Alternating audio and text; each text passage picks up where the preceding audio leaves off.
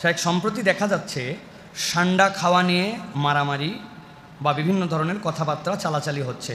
দয়া করে জানাবেন ষান্ডা খাওয়া কি জায়েজ, বা ইসলামী দৃষ্টিভঙ্গিতে ষান্ডার মধ্যে আলাদা কোনো কি উপকার বা পুরুষদের জন্য কোনো আলাদা কোনো পাওয়ার ক্রিয়েট করে এরকম কোনো কিছু আছে কিনা।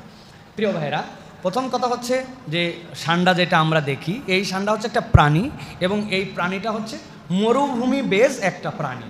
এক এক দেশে এক এক ধরনের মানুষের মধ্যে এক এক ধরনের কালচার আছে এবং এটা একটা সত্য এবং বাস্তবতার বিষয় হচ্ছে সেই পুরাতন আমল থেকে যখন ইউনানি এবং আয়ুর্বেদ শাস্ত্র চিকিৎসার ক্ষেত্রে চলে আসছে, কোনো পুরুষ কোনো নারী তার নানান ধরনের রোগ, শারীরিক মানসিক জৈবিক অনেক রোগ থাকে মানুষজনের, এটা আল্লাহ প্রদত্ত একটা সিস্টেম।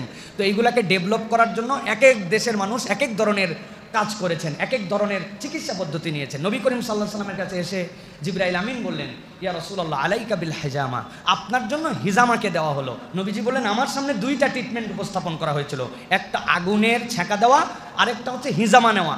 আমি হিজামাকে পছন্দ করে নিয়েছি। হিজামা মানে কাপিং থেরাপি, এটা সেই যুগের ট্রিটমেন্ট। চাইনিজ এই অঞ্চলে বিভিন্ন ধরনের ট্রিটমেন্ট আছে, আকুপাঞ্চারের ট্রিটমেন্ট আছে।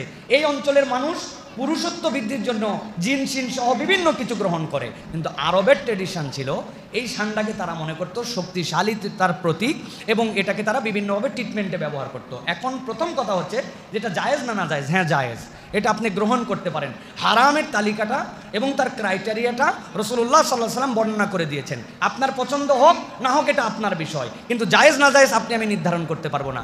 ঘাস ফড়িং আছে না, টিড্ডি দেখছেন না, টিড্ডি খাওয়া জায়েজ, কিন্তু আপনার আমার রুচিতে আসে না।